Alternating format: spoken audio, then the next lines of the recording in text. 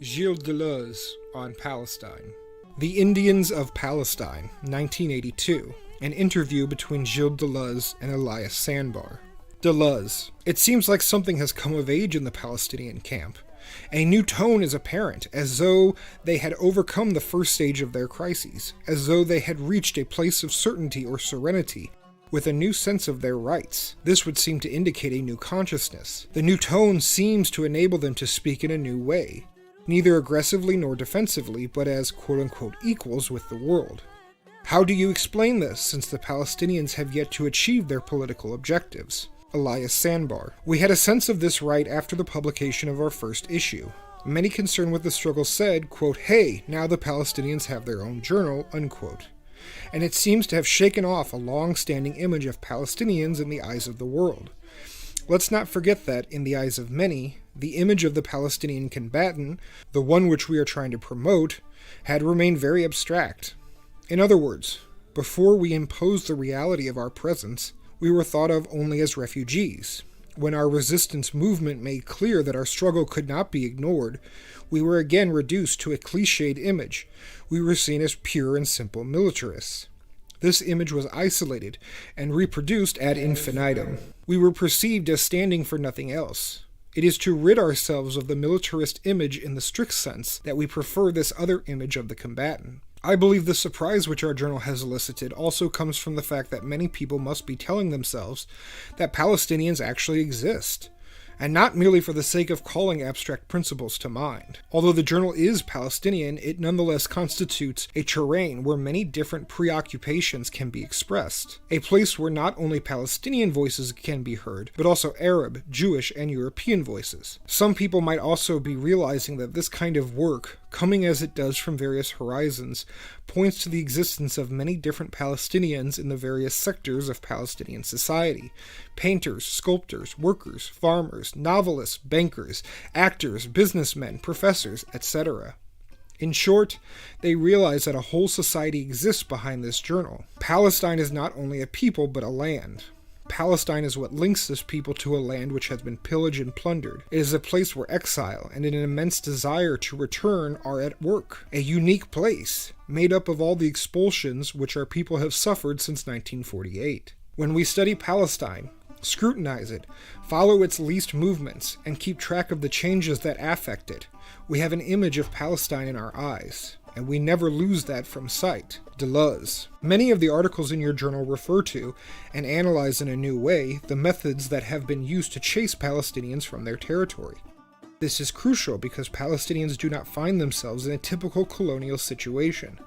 They are not so much colonized as they are cleared away, chased off. In your book, you compare the Palestinians to American Indians. There are indeed two distinct movements in capitalism. In the first, a people is maintained on its land and made to work, exploited to accumulate a surplus. This is what we usually mean by colony. But in the second, a territory is emptied of its people. Capitalism thus makes a giant leap in a single bound, even if that means importing workers and manual labor. The history of Zionism, the history of Israel, and the history of the United States have all gone that route. How does one create a vacuum? How does one empty out a territory? Yasser Arafat in an interview has pointed out the limits of the comparison, and this limit comprises the horizon of your journal. He says the difference is the Arab world, whereas the American Indians, having been expulsed from their territory, had no one to whom they could turn for economic or military support. Sandbar. As exiles, we are rather particular, because we were expulsed not to some foreign country, but to the outer reaches of our homeland. We were exiled to Arab countries where it never crossed anyone's mind to disband us. I am thinking of the hypocrisy of some Israelis who assert that the Arabs are at fault for not quote-unquote integrating us, which in Israeli speak means quote making us disappear. Those who expulsed us are suddenly concerned about some supposed Arab racism against us. Does that mean we did not encounter difficult situations in certain Arab countries? Of course not. We certainly did. But these difficulties did not come from our being Arab. They were unavoidable because we were, and still are, an armed revolution. But to our Jewish colonizers, we are indeed the Indians of Palestine. All we were to do was disappear from view. In this sense, the history of the establishment of Israel is a repeat of the process that gave birth to the United States of America. Therein probably lies one of the essential ingredients in their mutual solidarity. In this, moreover, you see elements that illustrate how during the period of the British Trust, e.g. Palestine was under a British military regime until 1921, when the League of Nations declared it a trust territory of Great Britain. The civil administration began in 1923 and lasted until May 15, 1948, when the British departed and the State of Israel was declared. We were not subjected to a quote-unquote classic colonization, where colonizers and colonized live side by side. The French, the English, etc., wanted to establish areas whose very condition of existence depended on the presence of indigenous people. For any domination to take effect, there had to be a people to be dominated. This created, perhaps unintentionally, common areas, that is, networks or sectors or aspects of social life where the quote-unquote encounter between colonizer and colonized took place. That this encounter was unbearable, exploitable, crushing, or oppressive does not change the fact that the foreign colonizer had first to be in contact with the locals in order to exert his domination. Then Zionism comes along, but its assumptions are the opposite.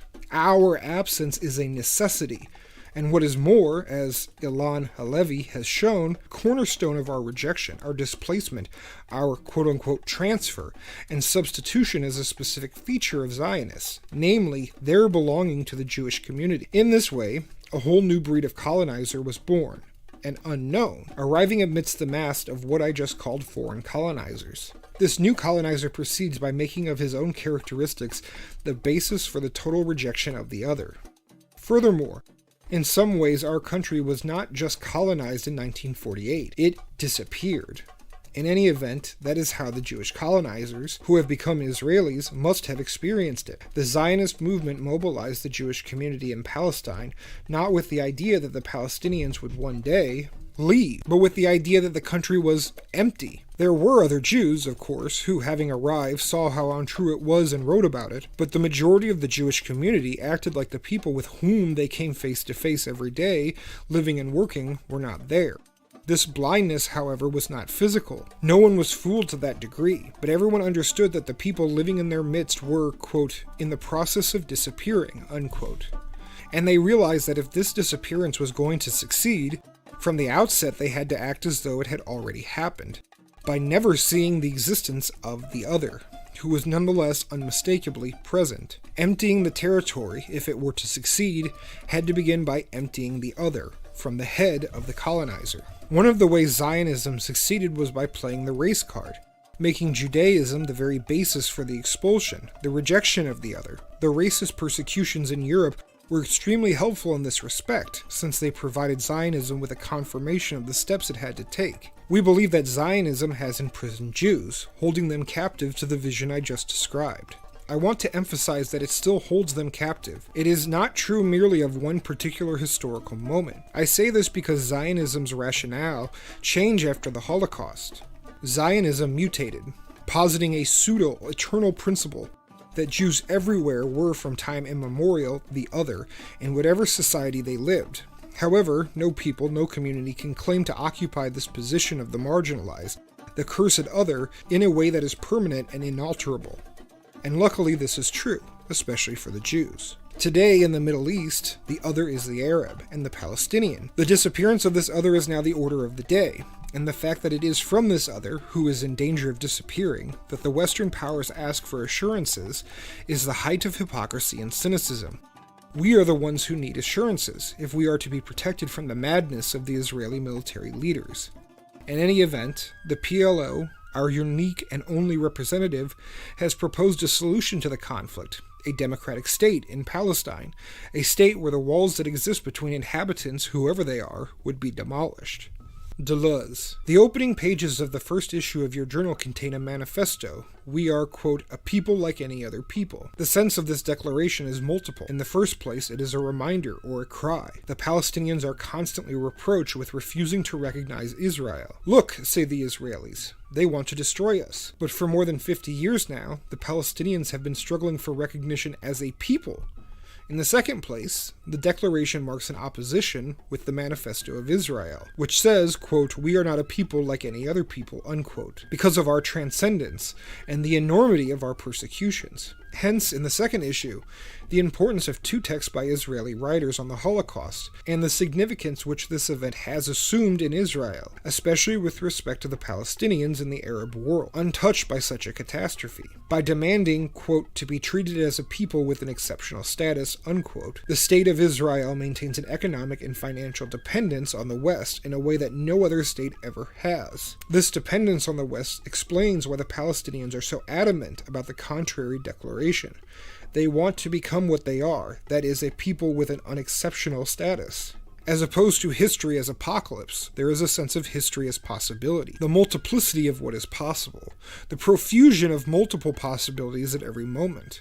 Is this not what your journal hopes to make apparent in its analyses? Sandbar. Absolutely. The idea of a cry to remind the world of our existence is deeply meaningful, but it is also quite simple. It is the kind of truth which, once it has been recognized, will make things very difficult for anyone still counting on the disappearance of the Palestinian people. In the end, what this truth says is that every people has a right to its rights, so to speak. This is self-evident, but so powerful that it represents the point of departure and the destination of every political struggle.